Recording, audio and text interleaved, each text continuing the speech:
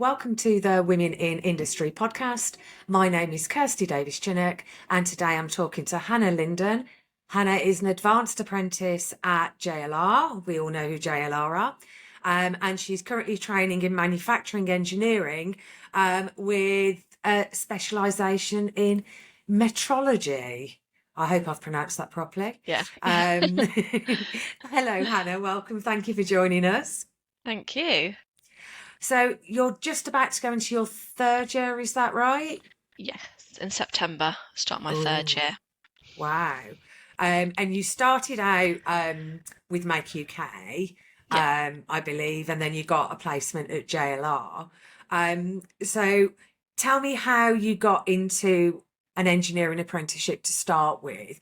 Were you drawn to it? Was it an accident? How did you start? To be completely honest, it was my dad, who I have mentioned a few times at events and stuff when people ask me. It has been my dad. My original plan was to go to university and do interior design, so something completely different. But it was my dad who mentioned it himself. He was like, "Oh, why don't you just try an apprenticeship? Go to JLR there." They were putting out a few flyers and stuff that they were wanting people, so I just thought, why not? And I just went for it. So there was no particular reason. It was just kind of my dad, just try it. Um, but best decision I made. I'm very glad I went down that route. I really enjoy it. So I'm glad he said it. I think apprentices are often seen as, or apprenticeships are seen as not as successful as like going and becoming a graduate and things like that.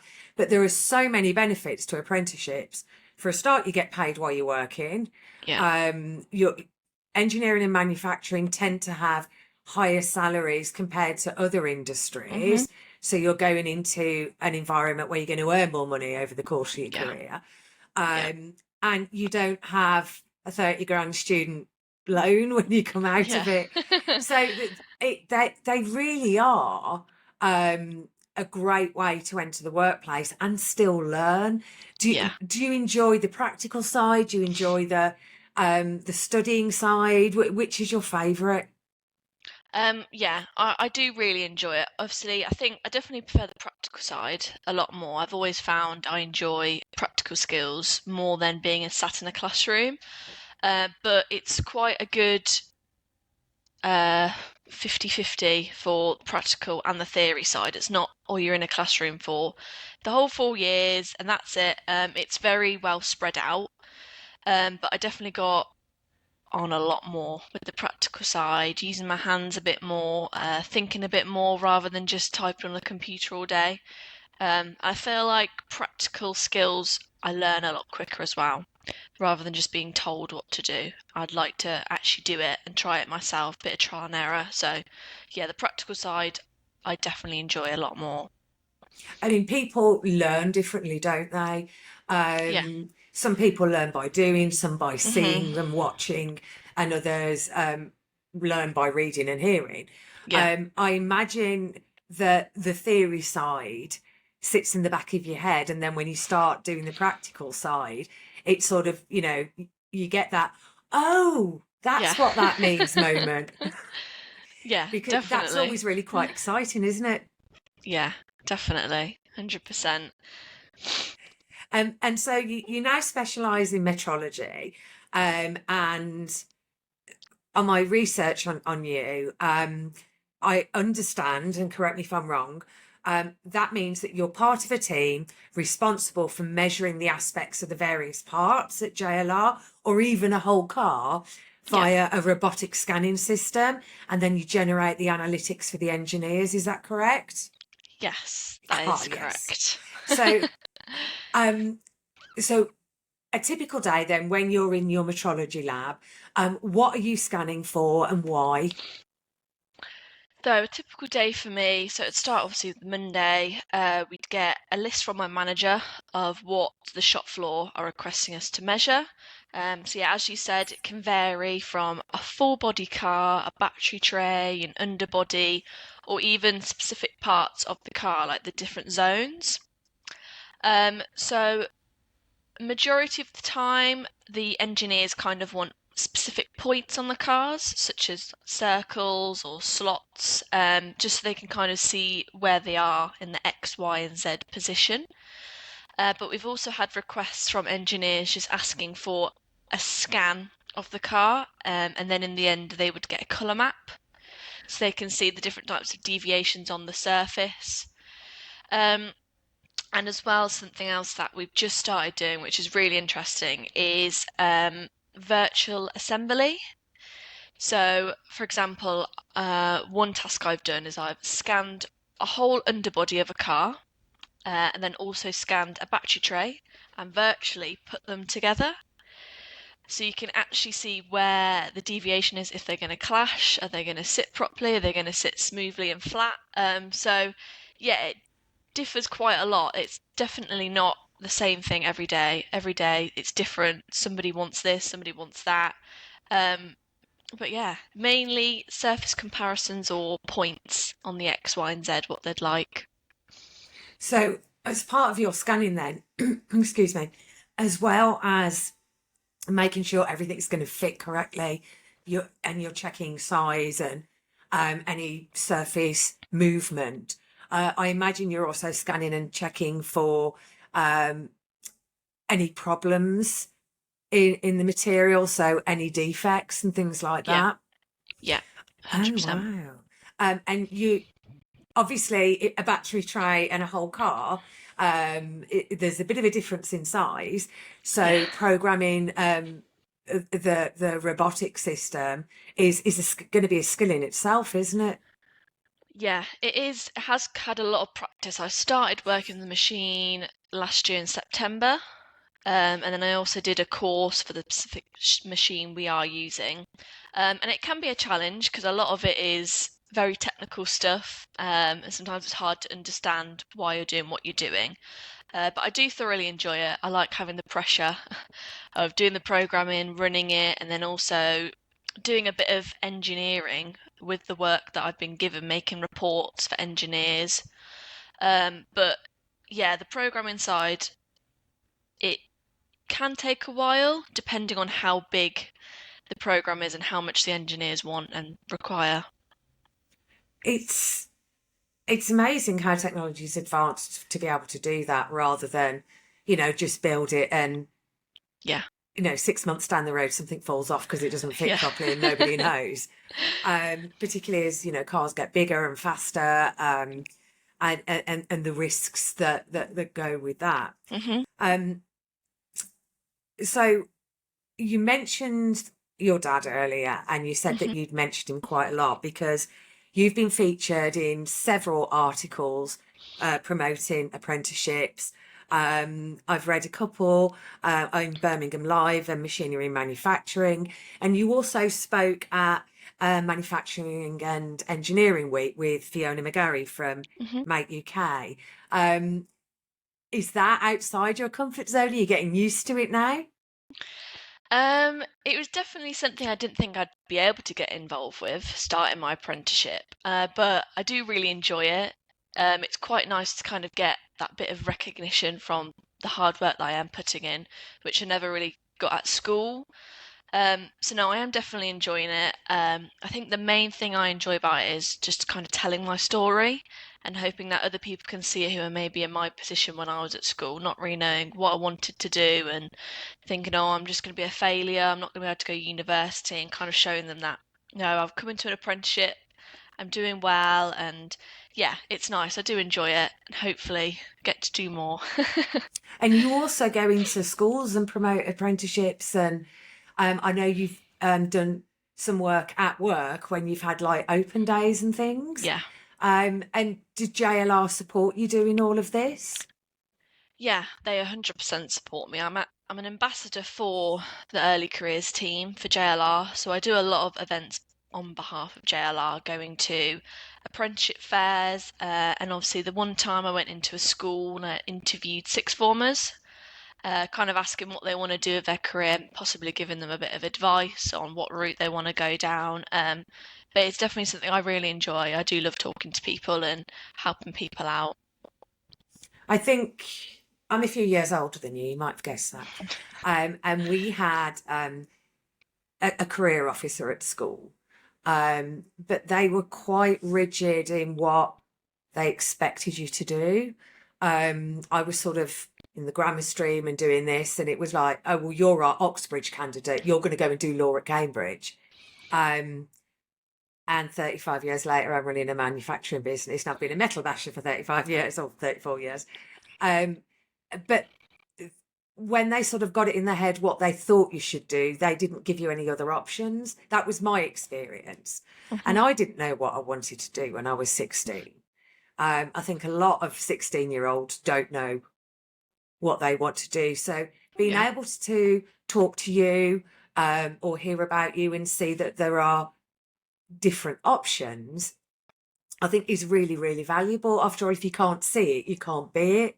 Yeah. Do you find when you're talking to young people that there are preconceptions about manufacturing and engineering, it being not for girls, not for women? Yeah, definitely. I think whenever I go to these apprenticeship events, it is more boys, because obviously they always have that perception they have to go down engineering, for example, and girls are always not told, but kind of thought of to not go down that route, because it's kind of not a girl's job.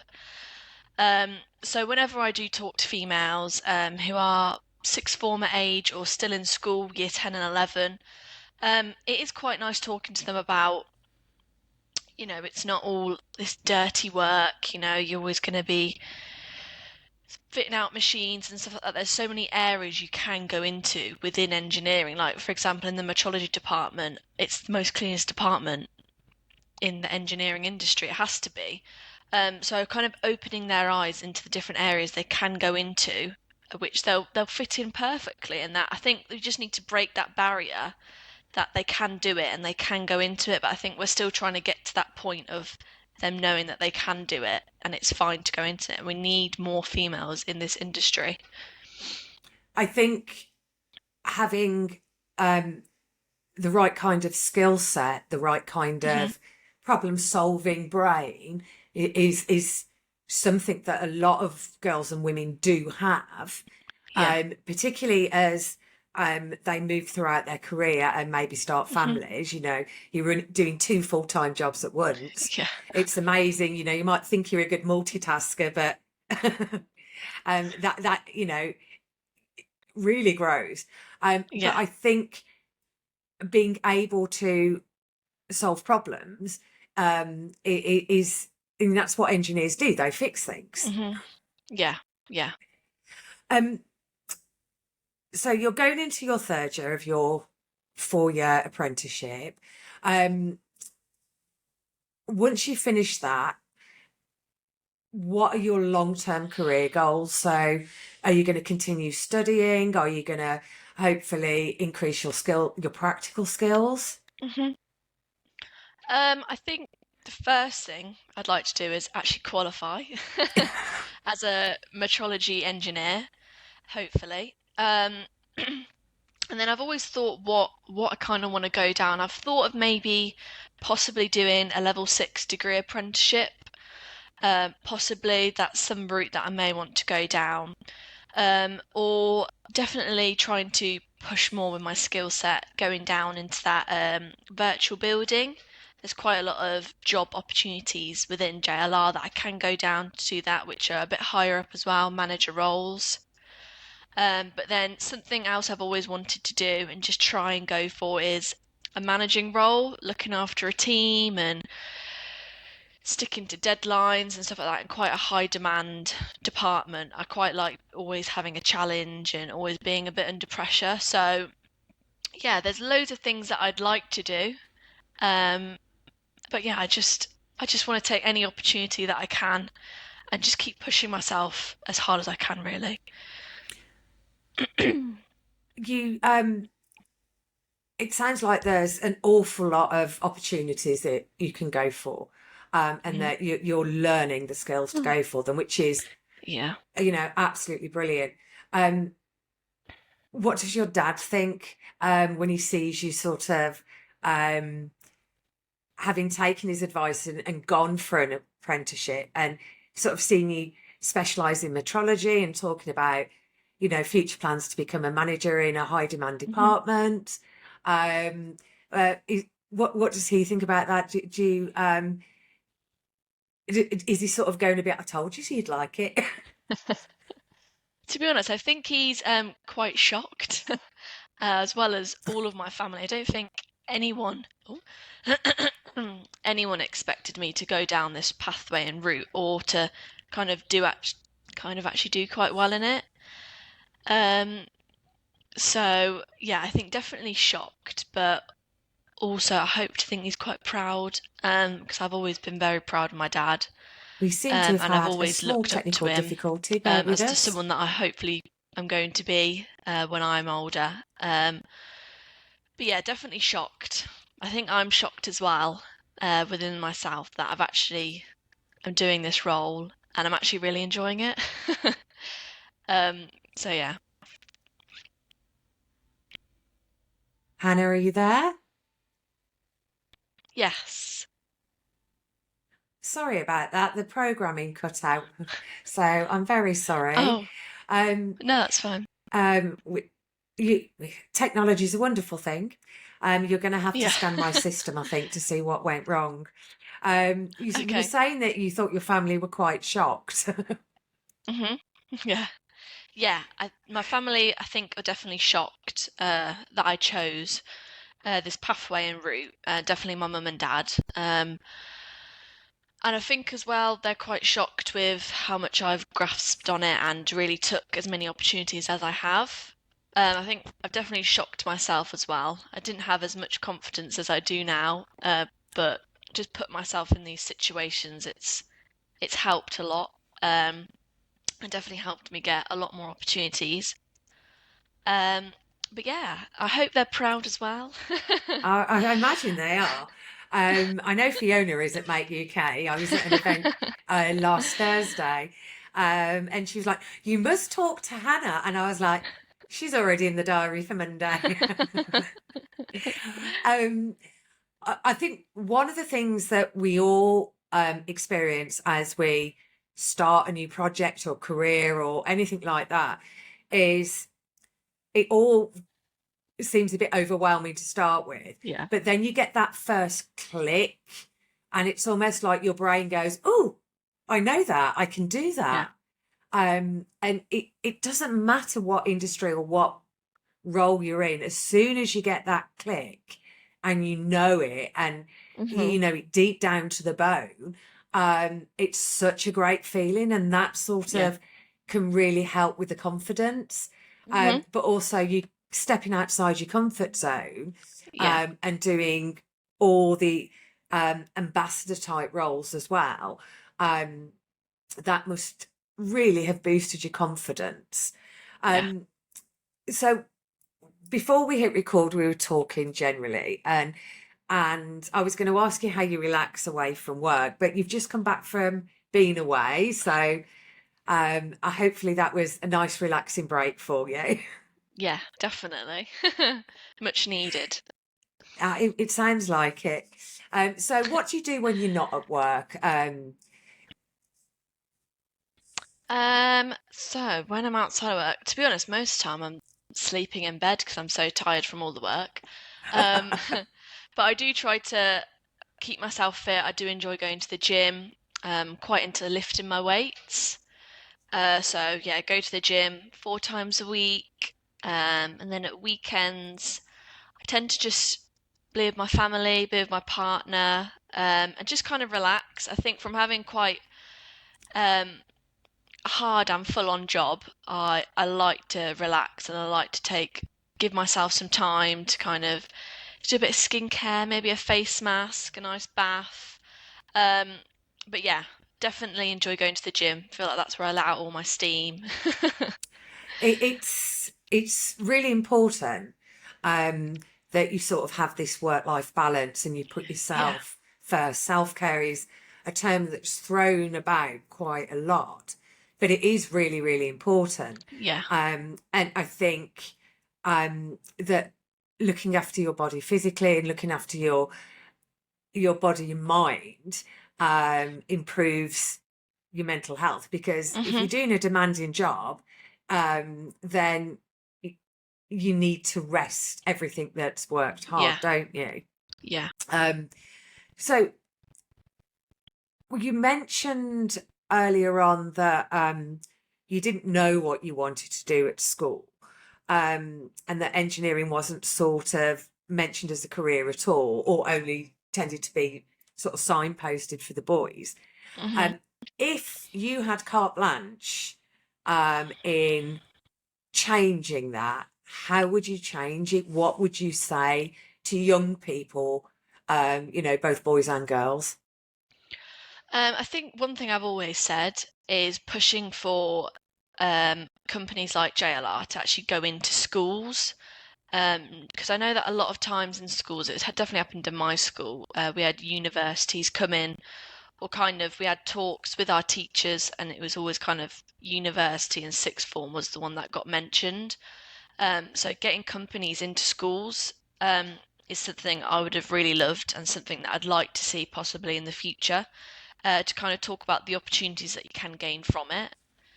And then also kind of just talking to the teachers and the schools on how good apprenticeships actually are and how good they actually are good for the future of companies, not just university. I think that's definitely something I'd like to push for because I think teachers and schools are the main starting point for students. They're who students go to advice for on what they want to do and what they should do. And it's always kind of, go to sixth form, go to university. It's the only pathway. It's all I got told at college, unfortunately, that it's the only route. It's the only way you're going to get a good career and all of this. And it's not. I just want to break that perception that it's not the only route. As much as it is good and it is great for some people, friendships are also just as good and they're also great for some people. It just depends where you think you're going to fit and where you think you're going to do best. I think that's really important about teachers giving you um, advice and having preconceived ideas about what's right. Yeah. I think whether you do well at school or don't do well at school, um, that can be down to the individual. Um, it can also be down to engagement with the curriculum, engagement with the teachers. It can be down to things going on at home. Hmm. There are so many different things that make every child completely individual. Um, and it's got to be really, really hard for sort of teachers to sort of identify that. Yeah. But I think giving people as many options as they can, Yeah. it's going to increase the confidence of those students going, I'm being told I should do this. I don't really want to do it. I Yeah. don't really want that level of debt. I need Hmm. to stay close to home because maybe they're a carer for their one of their parents or a Yeah. sibling. Um, I can't really afford to go and live at university. My parents can't afford to help me. Yeah. Money's tight. Hmm. And it's putting so much pressure on where they could It actually is. Yeah. go out, learn a great career, Hmm. end up with a degree as well through Yeah. an apprenticeship, um, and earn money and have that level Yeah. of independence. Hmm. I think you're really right that yes, an academic career is great for some, Hmm. but an apprenticeship is still an academic career. Yeah. You're still learning an awful lot of things. It's just you might be putting those skills into practice within days and weeks rather than Hmm. 4 years later. Yeah. And what advice do you give those young people that you talk to about apprenticeships as a career? I think a lot of the time I just kind of say to them to, it's okay to be different if you want to go down that pathway. Because I think at school, being told to always go down to university and all of my friends were going down that pathway, I was always kind of a bit like, I don't want to go, but I just feel so out of place. And I just feel like I'm different to everybody else and I don't know if this is right. Just kind of talk to them, letting them understand that if you want to go do something different, do it. go for it. You know, you only have one chance and one opportunity in life. If you want to go try something and you want to go do something different, you just got to go for it. It's not like if you go to it for a year and you don't enjoy it, there's always other options you can go down. But yeah, just always try it. You've just got to go for it. If you don't go for things in life, you're never going to know if it worked right for you or if it didn't. Yeah, that's normally just what I say because I don't like to push it down their throats, Yeah. apprenticeships, but you've just got to try it. And you never know, it may be the best decision you made, it may not be, but just try it. Yeah, and there's no one size fits all for everybody. No. And it's having the courage at such a young age just to say, yeah, I am going to go and do something a Yeah. bit different. But wouldn't it be great in, say, 10 years or time that just as many people were going on apprenticeships as they were going on university Yeah. courses? And it's just Yeah. like, you know, they're both seen as equally valid opportunities, which of course Yeah. they both are. Yeah. And, you know, there are pros and cons to both of them. Yeah. So, one final question, Hannah, which I always ask everybody. What's the best advice you've ever been given? Best advice I have been given.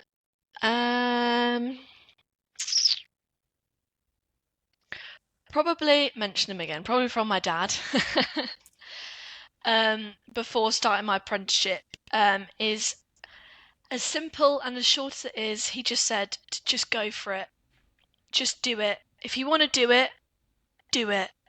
And it's definitely something I've always gone by and I've always listened to the thought of in my head. Otherwise, I wouldn't have got these opportunities that I've had now. I wouldn't be on this podcast with yourself if I didn't just do it and just go for an opportunity. If there's something there, take it. And that's always something I've had in my head. Yeah, it is really, really important that sometimes just close your eyes and take the step. You know, it's because when you keep doing that, you're traveling down your own road, and it's the road Yeah. that you forged Mhm. for yourself. You're not following anybody else's steps. You're, you know, Yeah. creating your own route. Mhm. Thank you so much, Hannah, for coming on the podcast. It's been lovely to talk to you, and good luck going into your third year. And Thank you. I look forward to seeing on LinkedIn in 18 months' time that you're a qualified metrology engineer. Hopefully. I'm sure you will be. Thank you ever so much. Thank you too.